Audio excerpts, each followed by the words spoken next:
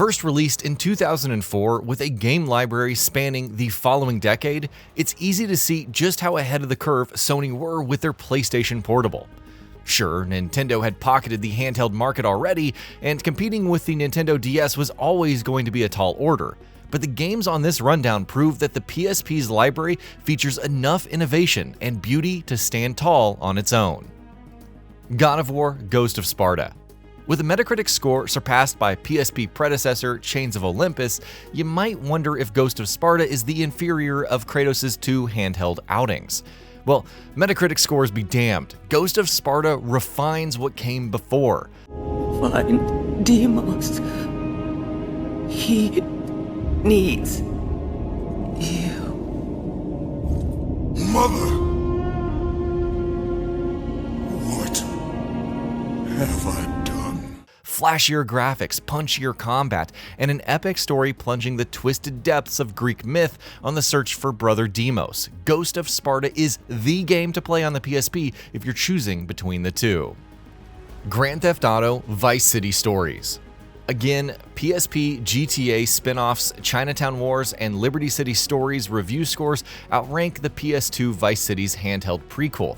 But Vice City Stories, much like Ghost of Sparta, presented a superior, more technologically capable experience than its siblings.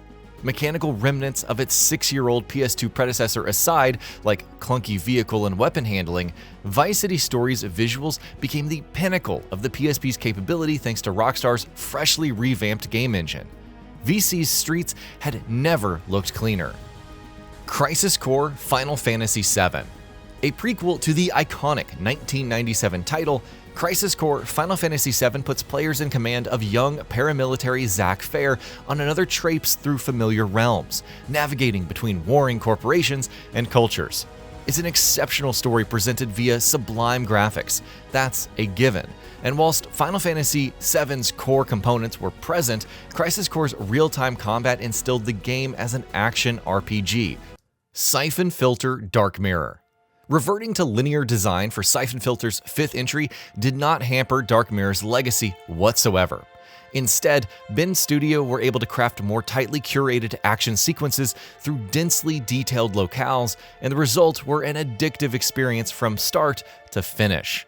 New weapons, vision modes, and stealthier maneuvers like shooting around corners ensured a surplus of variety which broadened the confines of its linearity as well. If you're wondering which Siphon Filter game to play first on PSP, choose Dark Mirror over Logan's Shadow. Velocity. Mini shoot-'em-up Velocity harkens back to the good old days of Atari, but with a twist of modern innovation, making it feel right at home on Sony's handheld. Here, players navigate a teleporting Quarp jet through labyrinthine time and space, dropping bombs and blasting enemy spacecraft. However, despite its brevity, developer FutureLab opted to pack in a ton of ideas which slowly unfurl as you progress. New obstacles, puzzle mechanics, and ship power-ups ensure that Velocity never felt repetitive.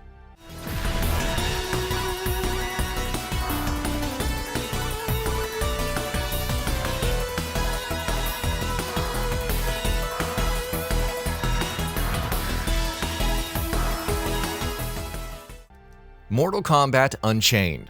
Mortal Kombat Unchained is the PSP version of Mortal Kombat Deception, and alongside copy-pasting everything from its console counterpart, Unchained also added a new game mode dubbed Endurance, which presented endless waves of fighters to brawl.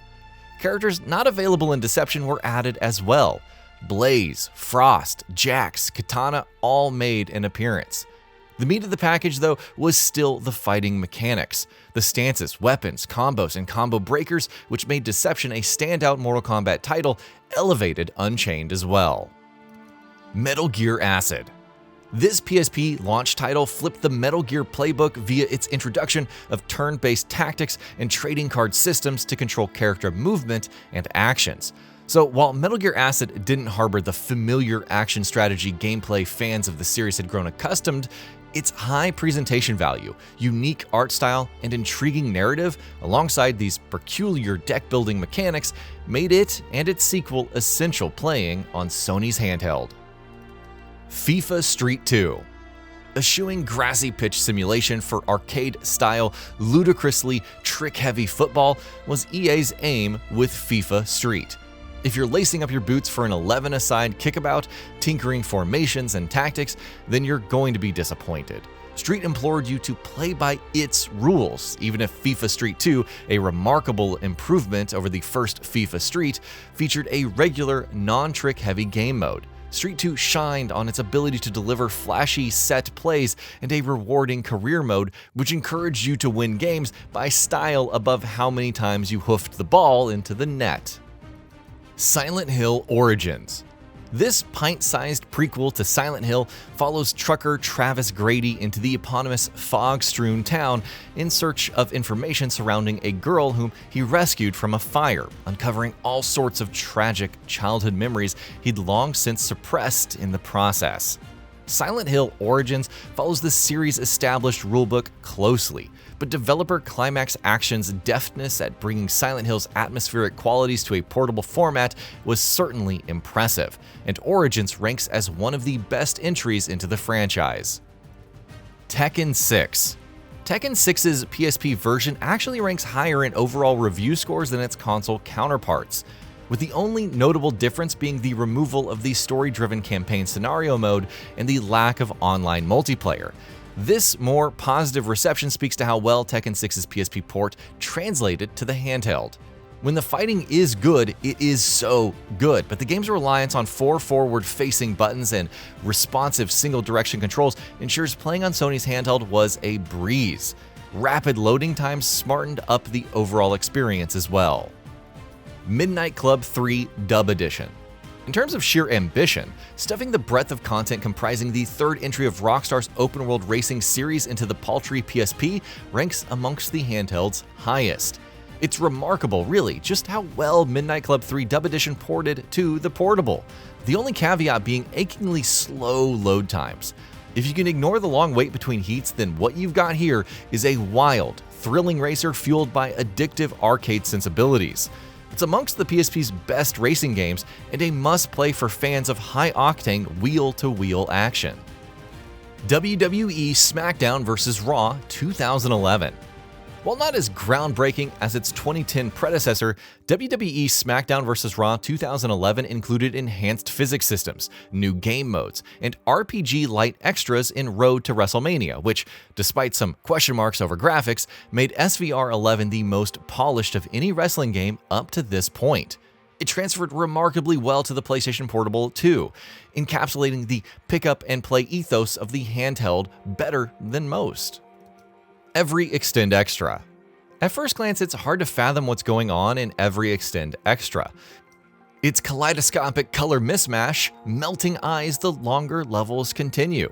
The premise is simple enough though. Collect power-ups, avoid obstacles, and detonate your ship to execute explosive chain reactions that'll unlock more power-ups, and so on. It's figuring out the most opportune moment to detonate your ship that positions Every Extend Extra closer to a chaotic puzzle game more than a shoot 'em up. Once the penny drops, Every Extend Extra becomes an absorbing, addictive experience. Ace Combat 10 Skies of Deception. The greatest trick Namco pulled with its Ace Combat series was crafting a PSP-exclusive version with all of the content and quality players came to expect out of its console entries onto Sony's handheld. There's a handful of games on this rundown and on the PSP at large that can be criticized for their technical shortcomings. And not so with Ace Combat 10 Skies of Deception. This game looked and played spectacularly, with an engaging narrative and engrossing multiplayer component as well. Skies of Deception is the premier flight sim on the PSP. Kingdom Hearts Birth by Sleep. While fans spent years patiently waiting for Kingdom Hearts 3, Square Enix pumped out a handful of offshoots, but none were as accomplished as Kingdom Hearts Birth by Sleep. Switching from Sora to the game's 3 heroes, Aqua, Terra, and Ventus, was jarring at first, but Square Enix's adept adoption of PSP controls, plus distinct combat mechanics and a plethora of familiar Disney locales, gave Birth by Sleep players a feeling like this series' third entry had already arrived. And that'll be about it for this one. If you guys like what we're doing at GamingBolt, please consider subscribing to our channel, and I'll see you guys on the next video.